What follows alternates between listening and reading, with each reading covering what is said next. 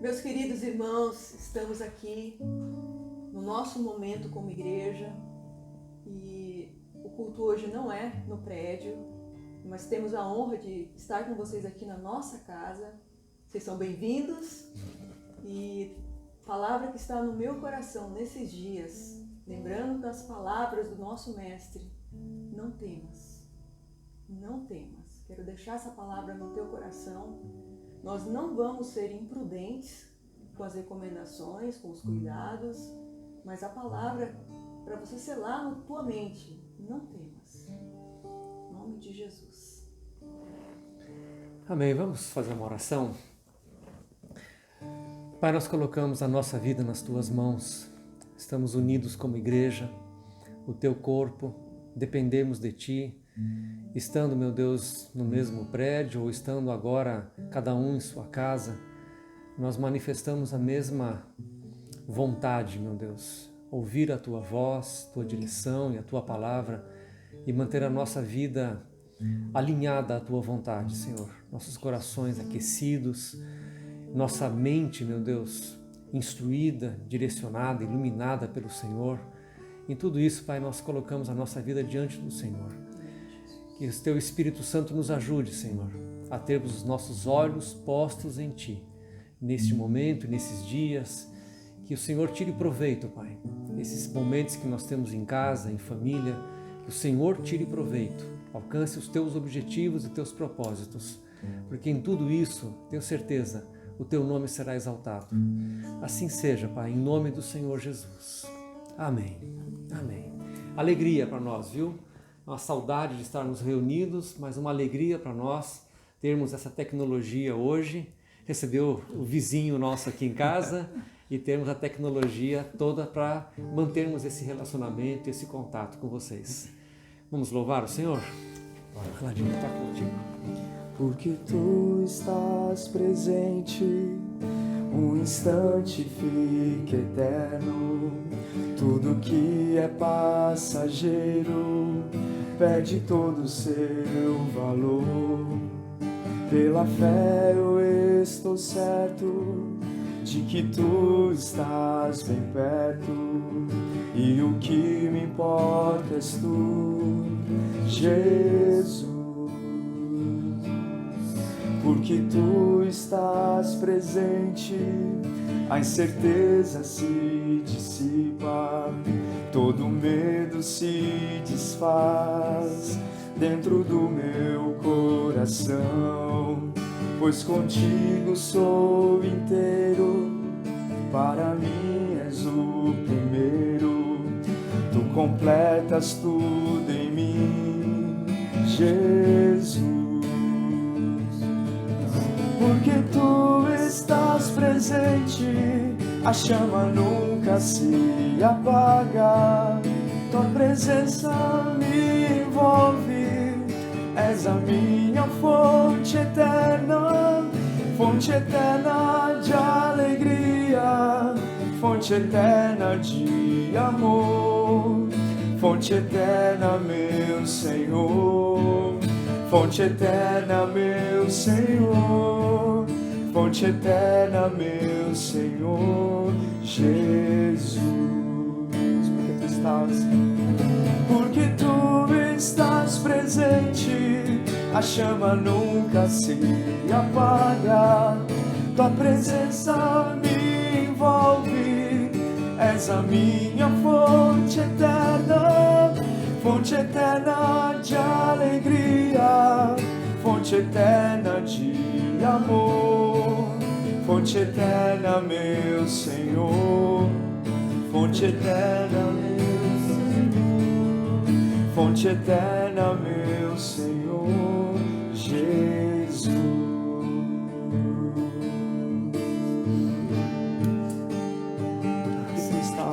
Porque Tu estás presente, a incerteza se dissipa, todo medo se desfaz dentro do meu coração, pois contigo sou inteiro, para mim és o primeiro, Tu completas tudo em mim, Jesus. Porque tu estás presente, a chama nunca se apaga. Tua presença me envolve, és a minha fonte eterna de alegria, fonte eterna de amor, fonte eterna, meu Senhor, fonte eterna, meu Senhor, fonte eterna, meu Senhor Jesus. Só pra te adorar e fazer teu nome grande e te dar o louvor que é devido. Estamos nós aqui.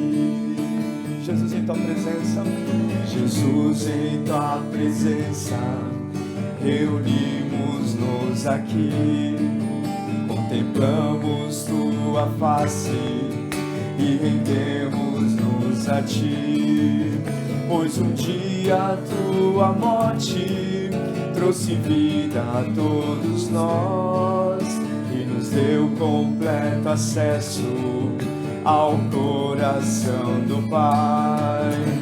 O véu que separava já não separa mais.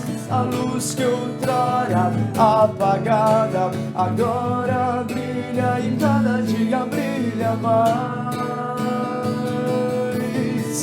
Só pra te adorar, fazer o teu nome grande e te dar o louvor que é devido. Estamos nós aqui e o véu que separava já não separa mais. A luz que outrora apagada agora brilha e cada dia brilha mais. Só pra te adorar e fazer o teu nome grande e te dar o louvor que é devido. Estamos nós aqui, estamos nós aqui.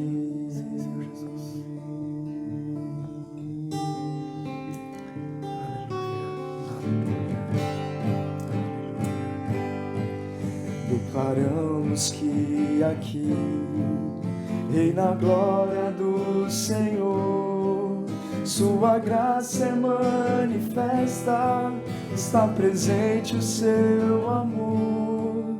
Corações se quebrarão, almas vão se derramar, e o Espírito de Deus reinará. Profetizamos salvação, total libertação, quebramos as cadeias, em nome de Jesus. Aqui não há lugar pro mal, aqui reina a luz, entronizamos Cristo, Ele é o nosso Rei. Declaramos que aqui reina a glória do Senhor, sua graça é manifesta, está presente o seu amor. Corações se quebrarão, almas vão se derramar e o Espírito de Deus reinará. Profetizamos salvação, total libertação, quebramos as cadeias, em nome de Jesus. Aqui não há lugar pro mal, aqui reina a luz, entronizamos Cristo, Ele é o nosso Rei. Nos rendemos aos teus pés, pois sabemos que tu és poderoso para transformar o mundo. Nada pode impedir teu Espírito de agir, operando maravilhas, transformando corações. Profetizamos salvação, total libertação, quebramos as cadeias, em nome de Jesus. Aqui não há lugar pro mal, Senhor. Aqui reina a luz, entronizamos Cristo, Ele é o nosso Rei.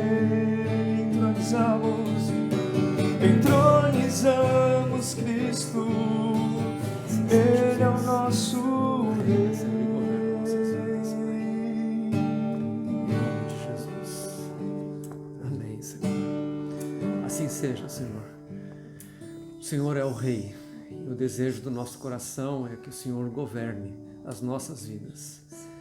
Assim seja, Pai, em nome do Senhor Jesus, que no agir, no falar e no poder do Teu Espírito Santo, nossas vidas sejam rendidas ao Senhor. E o Senhor governe, meu Deus, desde os corações mais agitados, turbulentos, cheios de tempestades e inquietos, confusos, desorientados, inseguros, desesperados, perdidos, que em todos esses, meu Deus, o Senhor reine, estabeleça o reino de paz. Traz, meu Deus, Jeová Shalom, o Deus que é a nossa paz. Assim seja, Pai, em nome do Senhor Jesus. Amém, Senhor. Amém. Queridos, eu tenho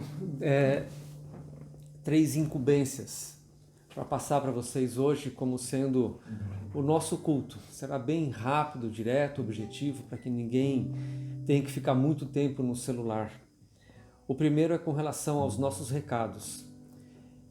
Eu preciso que vocês estejam em contato com todas as células, com todos os líderes, porque nós temos feito todas as reuniões, as células estão acontecendo intensamente por meio de rede social, por meio de aplicativo.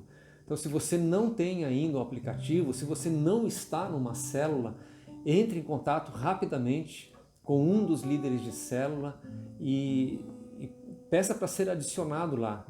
Se você não tem nenhum líder de célula ainda, mande uma mensagem aí pelo Face, pelo Instagram, que a gente manda o seu número, a gente adiciona você e você faz parte de uma célula, toda quinta e no sábado. E agora, pelo jeito, as células estão se reunindo várias vezes durante a semana por meio desse aplicativo. Tem sido poderoso, tem sido sobrenatural. Como Deus é tremendo, como Ele proveu a igreja, e nós temos mais gente participando das células do que as células presenciais, porque aqueles que estavam gripados ou chegaram tarde do serviço ou por algum impedimento, chuva, qualquer coisa assim, que não poderiam estar participando, agora estão participando das células por meio do aplicativo.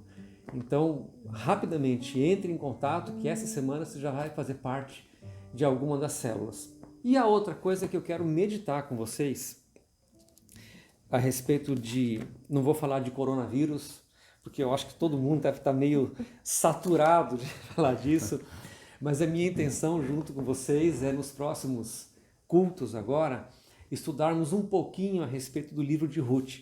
O livro de Ruth nós estudamos há muito tempo atrás, há muitos anos atrás, e eu voltei a ler e pensar em algumas coisas e acho oportuno nós voltarmos a alguns fundamentos, algumas bases, para não haver descaminhos. Antes de entrar no livro de Ruth, deixa eu só ler para você alguns versículos para você entender o cenário que nós estamos falando, porque é nesse cenário que entra Ruth. O cenário é assim, capítulo de número 18, diz assim: naqueles dias não havia rei em Israel. Já vou explicar o porquê disso aqui. No capítulo 17 ainda, no versículo 6, diz assim: naqueles dias não havia rei em Israel, cada qual fazia o que achava mais reto. No capítulo de número 19, naqueles dias em que não havia rei em Israel. No capítulo 20, assim vai, nós estamos indo para o finalzinho do livro de Reis. O livro termina dizendo assim, 21, 25. Naqueles dias não havia rei em Israel, cada um fazia o que achava mais reto. Ou seja, não havia uma direção, não havia um governo, então cada um fazia o que achava melhor, cada um fazia o que achava que dava na cabeça. Ou seja, caminhos independentes, cada um tomava o caminho que lhe parecia mais conveniente. E o livro de Ruth, que ele é um anexo do livro dos reis, dos juízes, ele está dentro do livro dos juízes.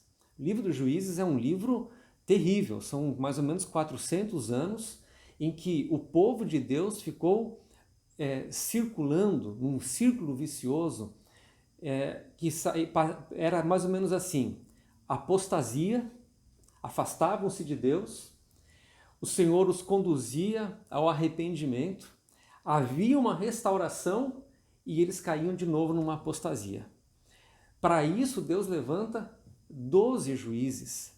É um período que cobre mais ou menos uns 400 anos, em que o povo ficou circulando nesse círculo vicioso de apostasia, arrependimento, restauração, apostasia, arrependimento, restauração. No meio de tudo isso, embora o livro de Ruth esteja no final, depois de Juízes, ele é um anexo, ele está dentro, ele está lá no meio de Juízes, mais para o começo. Então diz assim, começa assim: nos dias em que julgavam os juízes, houve fome na terra, e um homem de Belém, de Judá, saiu a habitar na terra de Moabe, com a sua mulher e com os seus 2 filhos. Pronto, começa aqui. A gente pensa assim, houve fome na terra, então ele resolveu partir porque estava passando fome. Não. Se você estudar este livro, você vai ver que a decisão aqui de Elimeleque foi bem no comecinho. Ele foi embora para Moabe com medo da fome, e não porque estava passando fome. Mas o cenário que nós temos, qual que é? Naquele tempo, cada um fazia o que achava melhor. Naquele tempo, cada um tinha os seus caminhos independentes. Cada um fazia o que queria, o que achava melhor. E é este o cenário do livro de Ruth. Só que o livro de Ruth ele tem algumas simbologias muito bonitas, porque são só 4 capítulos. E em 4 capítulos nós vamos entrar com Ruth, uma moabita, uma estrangeira, uma mulher alheia às promessas de Deus, longe de Deus, sem Deus no mundo, como diz lá em Efésios, falando a nosso respeito, mas agora está falando dela. No 2º capítulo, ela é uma rebuscadora, porque ela está revirando os restos deixados pela colheita de Boaz. O Boaz fazia a figura aqui de Jesus, o dono daquela grande colheita. E quando você entra no capítulo 2 e vê que ela vai lá para rebuscar as sobras, parece muito com aquilo que Jesus falou das migalhas que caem da mesa dos senhores, né? Então ela no 2º capítulo, ela já está agora em Belém, voltou para Belém. 1º capítulo em Moabe, 2º capítulo ela está novamente em Belém e rebuscando. No 3º capítulo ela é uma serva de Boaz. E o mais incrível é que quando chega no 4º capítulo, ela é a esposa de Boaz, ela é casada. Em 4 capítulos, uma história de amor, uma história de uma pessoa estrangeira, amaldiçoada, porque o povo de Moabe era um povo amaldiçoado. Se você for estudar a história de Moabe e dos amonitas, eles eram amaldiçoados por Deus, porque quando Deus libertou o povo do Egito, eles não saíram ao encontro do povo com água e com pão, e Deus os amaldiçoou ali. Então eles eram inimigos, eles fazem justamente essa simbologia da carne independente, autônoma, inimiga de Deus, que faz as suas próprias vontades, e é para lá que Elimeleque vai. E aí entra a história de Ruth. E a história de Ruth, ela passa agora a fazer um paralelo junto com Noemi. Noemi é uma santa mulher de Deus, é uma mulher de Deus que se sujeitou ali às vontades do seu marido, foi para Moabe, mas você percebe que ela esteve sempre, o tempo todo, ensinando alguns valores. Porque entra em cena as duas esposas dos dois filhos de Ruth, de Noemi, e Orfa, uma das esposas, depois de ficar viúva, ela vai embora, e Ruth, ela faz uma aliança.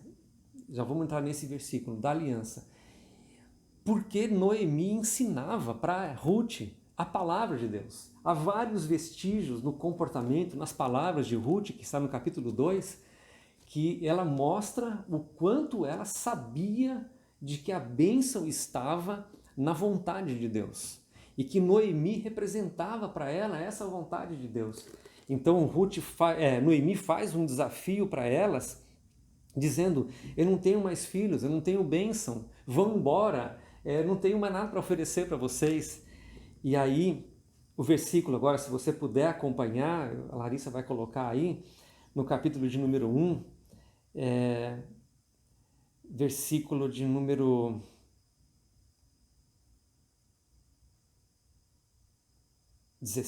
15, diz assim: disse Noemi, eis que a tua cunhada voltou ao seu povo e aos seus deuses. Também tu volta após tua cunhada.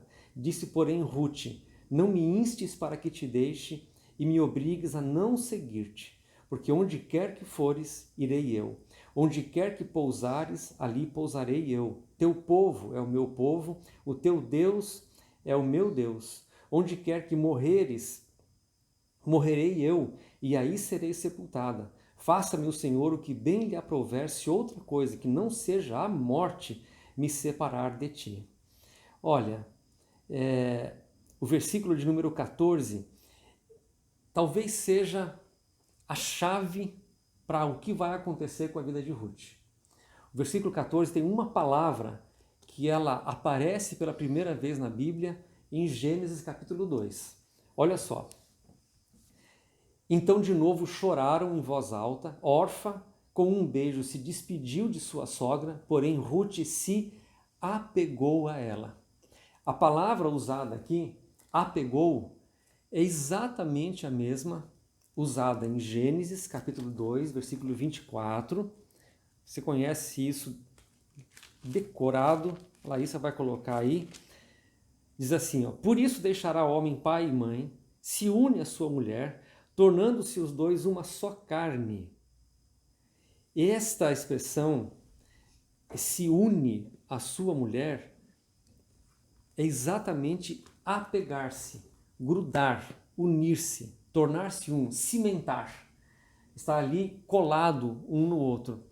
Então, se nós entendermos que Noemi, ela representa a vontade de Deus, esse temor e essa vontade de Deus, o que Ruth está fazendo, ela está se ligando, se unindo à vontade de Deus. Aqui começa tudo. Aqui é a chave para tudo que vai acontecer com a vida de Ruth. Porque na hora que ela faz essa declaração, na hora que ela faz este voto, eu vou me apegar à vontade de Deus. Eu vou me agarrar à vontade de Deus. Eu sei que a bênção está na vontade de Deus. Quando ela faz isso, ela está indo contra todas as circunstâncias que haviam ao redor dela. Tanto é que a própria Noemi, quando elas retornam para Belém, e é assim que termina o capítulo, elas retornando para Belém, tá ficando claro o que está acontecendo?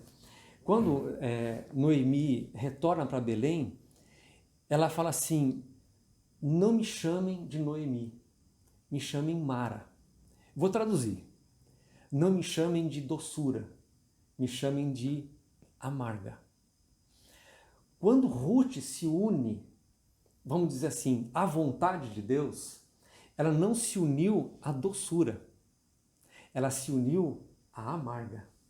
Porque é muito fácil para todos nós nos sujeitarmos à vontade de Deus, quando a vontade de Deus é agradável, é doce, é palatável.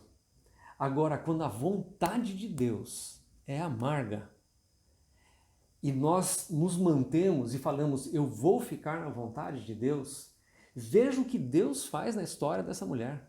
Veja o que Deus faz na história de qualquer um de nós. Nós já vamos chegar lá nessa última batalha que nós enfrentamos, que é a batalha da vontade. Eu já vou falar sobre Jesus. Mas veja o voto que ela faz.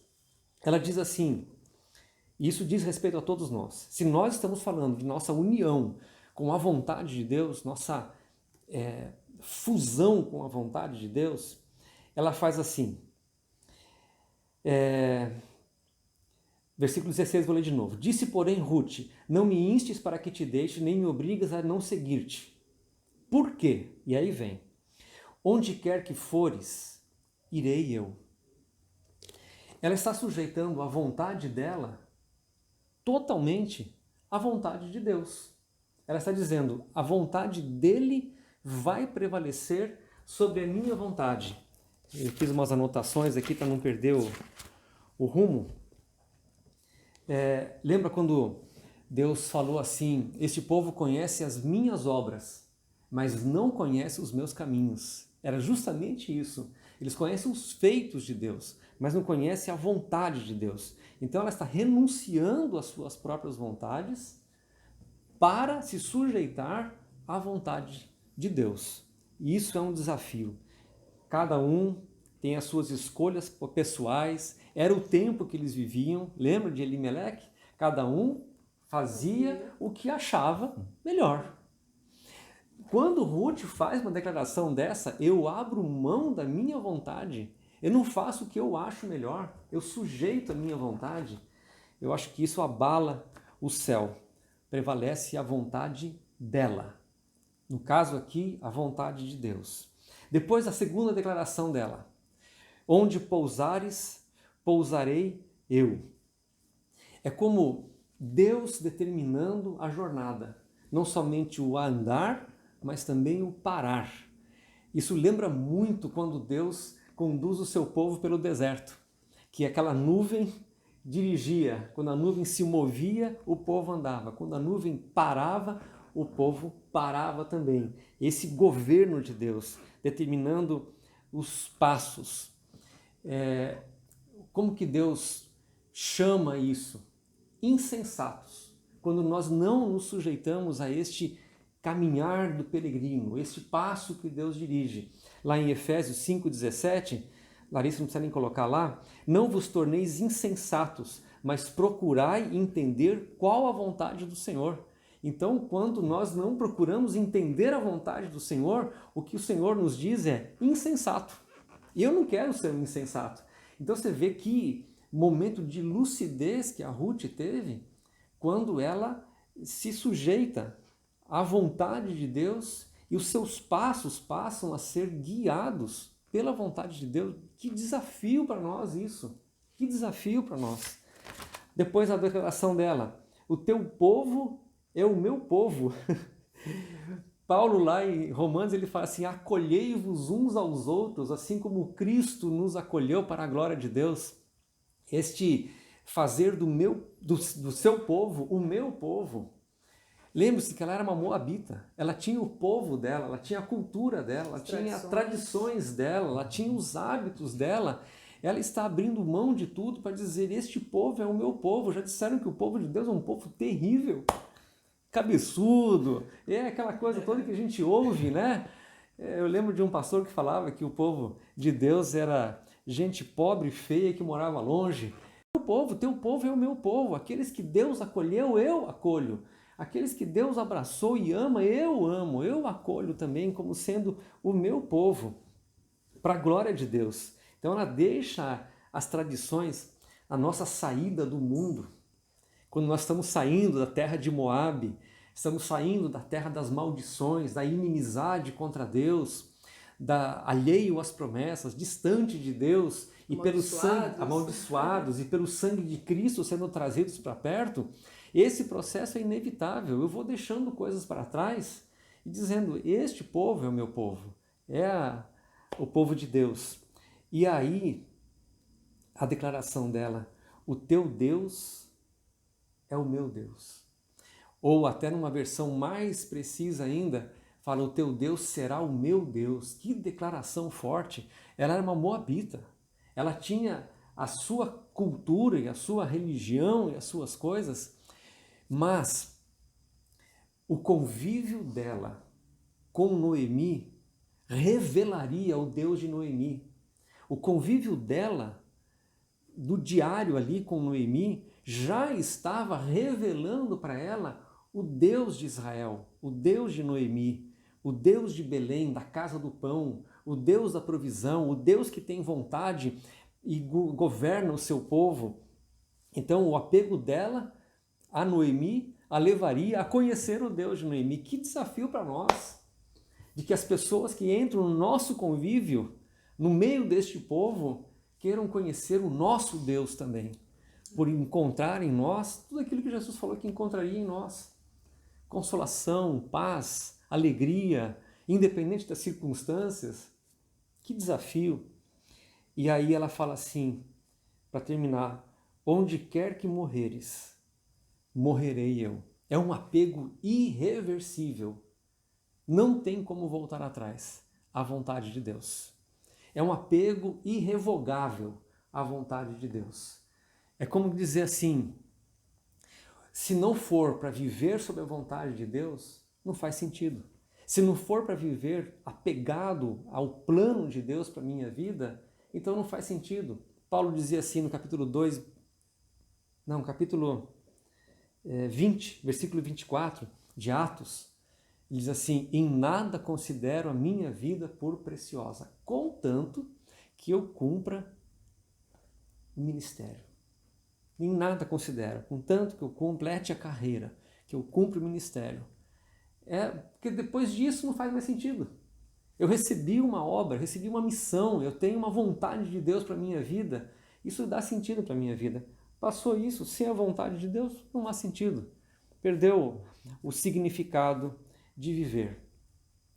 O livro de Ruth, terminando aqui, ele vai para o capítulo 1, o capítulo 1 termina falando assim, né?